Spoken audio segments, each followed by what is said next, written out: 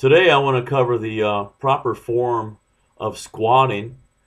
The squat is probably the most dangerous exercise that anybody in a gym can practice. In my opinion, after 32 years of experience, the squat is probably the most advanced exercise. And we do have beginners and intermediates practicing the squat with horrendous form. Um, I go into the gym and I see people squatting and I just cringe.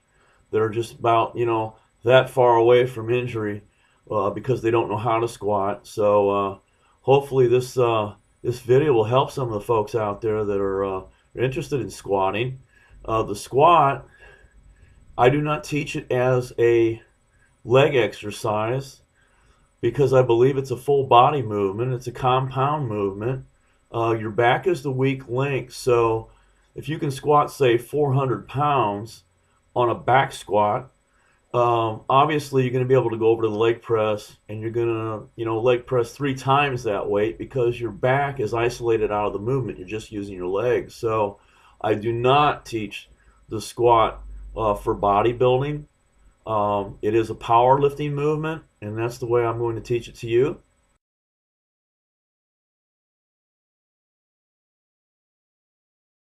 Okay, before I break down the squat, I wanted to mention that I do wear a wrestling shoe with a flat sole. The problem with the average athletic shoe today is that they contain either a gel or a spring in the heel, and that causes your ankle to move and your knee to move around. And you're going to be walking out with heavy weight. You're going to walk it back in. You're going to be very unstable and prone to injury. So you want to be very selective on the shoe that you do wear. Army boots are great. Work boots are great, even though they do have a heel. So I just wanted to mention that before I get started.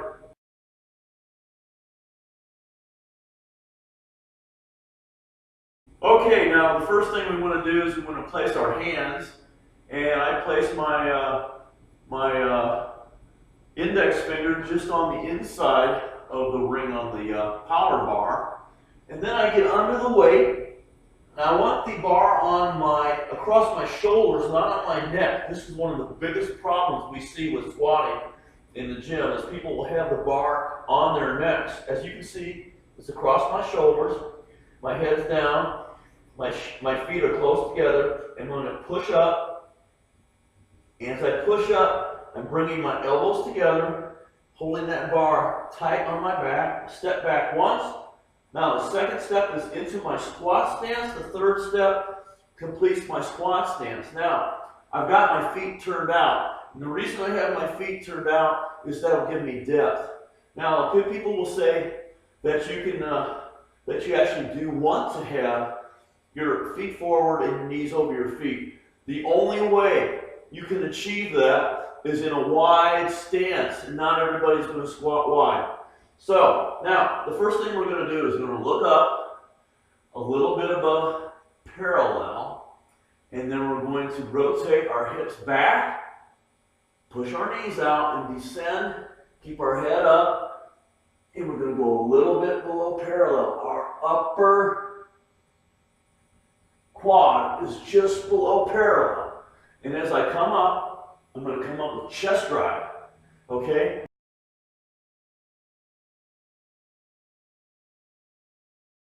Now, trainers tell people to keep their back straight.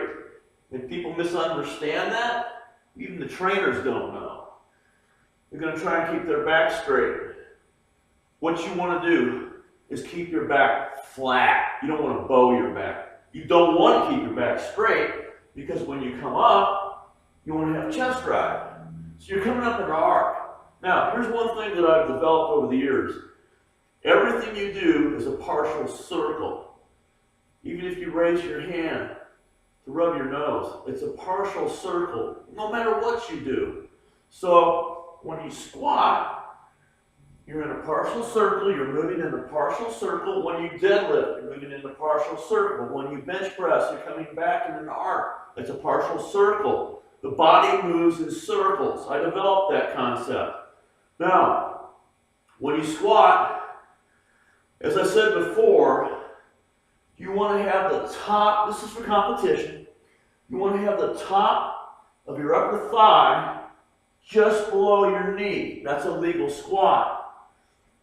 When you're training in the gym, that's really the way you should train, because if you don't, you're going to get into the meat and you're not going to be able to achieve depth. So you've got to train that way. And it's hard. And you want to have somebody on the side watching you, telling you to come up when you achieve that depth, so that you'll get used to feeling where that is.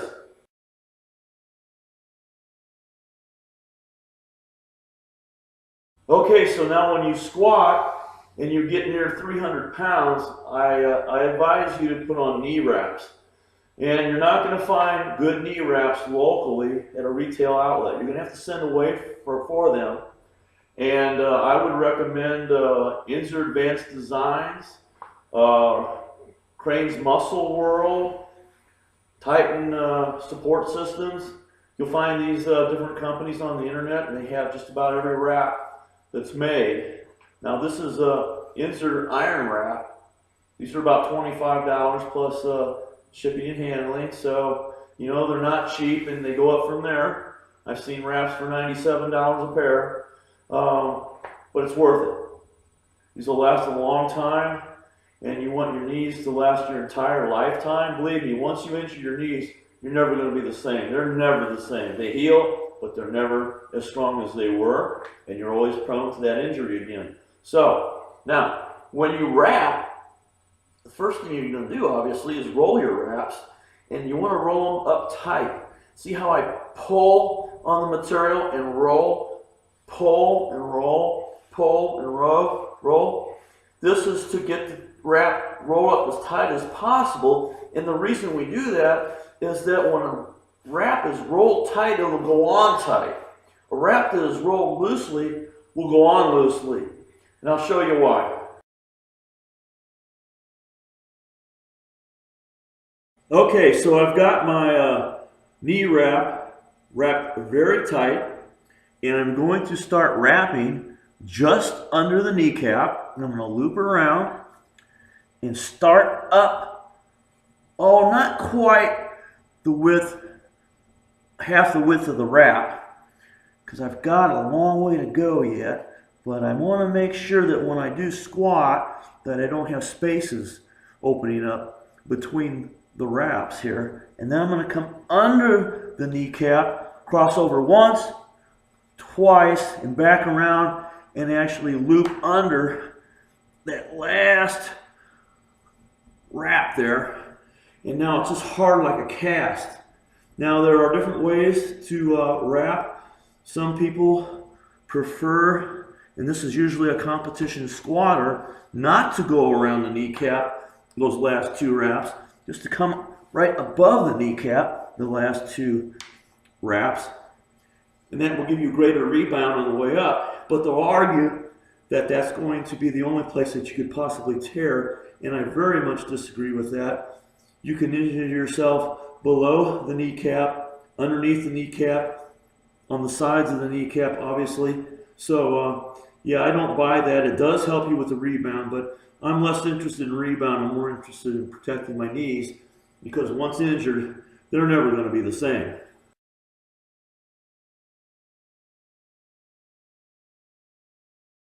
Now, a little more detailed information about wrapping your knees.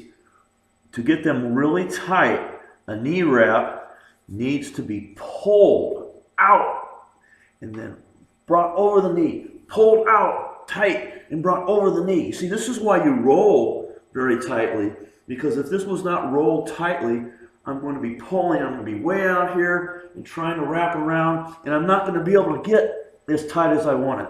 But this way, if I pull and wrap, pull and wrap, it's going to be as tight as possible. And actually, I'm getting more, as you can see, I'm getting more revolutions that way by stretching that wrap. So this is the reason that we rolled our wrap very tight in the beginning.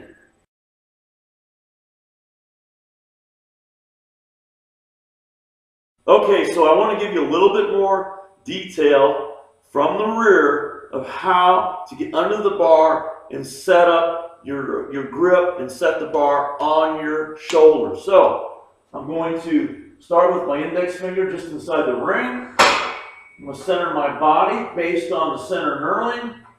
Lined up, straight, come under the bar, and I'm going to come up beyond where I'm going to set the bar. Then I'm going to come down and find that groove. Everybody's got a groove where that bar is going to sit. Now, you're not going to be able to tell by the video, but I'm bringing my elbows in tight against my body, and that locks that bar in place. Okay? Now, when I grip, I don't want to have my thumb over the bar. I want to have a thumbless grip. That takes the pressure off my wrist. Otherwise, you can have a lot of problem, a lot of pain with your wrist. So this is the way we grip the bar. Like so, not like this, okay?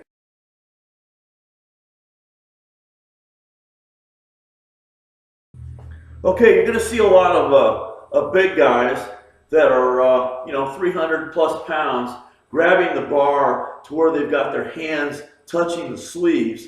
And it's just because they're so big, that's the only way they can get inside that bar. Now, the problem with that is that when they squat, they come up and they're wobbling. They're wobbling like this. Now, they don't have any choice. You have a choice. And you certainly don't want to do that. So I do want to remark about that don't choose that wide grip unless you absolutely have to because you're so big. Because you're going to wobble and you're going to lose your lift. You're going to get hurt. Believe me, it's not worth it. You don't gain anything from it.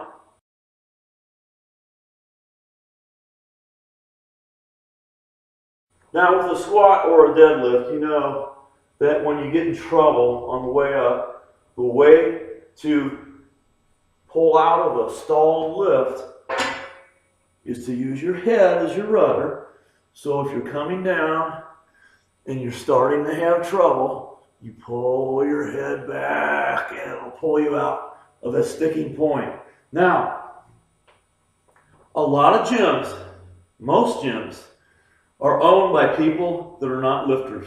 They're owned by people that want to make money and they don't know what they're doing. And they're going to have a mirror in front of their squat racks or their power cage racks where you do squat. So when you look at a mirror, you're going to look down at yourself squatting. And when you look down, you're going to pull yourself over. So you don't ever want to look at yourself in that mirror. You want to pick out a point on the wall opposite of where you're squatting. Okay? If you can, you want to cover the mirror. If you can, you want to find a gym that does not have a mirror in front of their squat rack.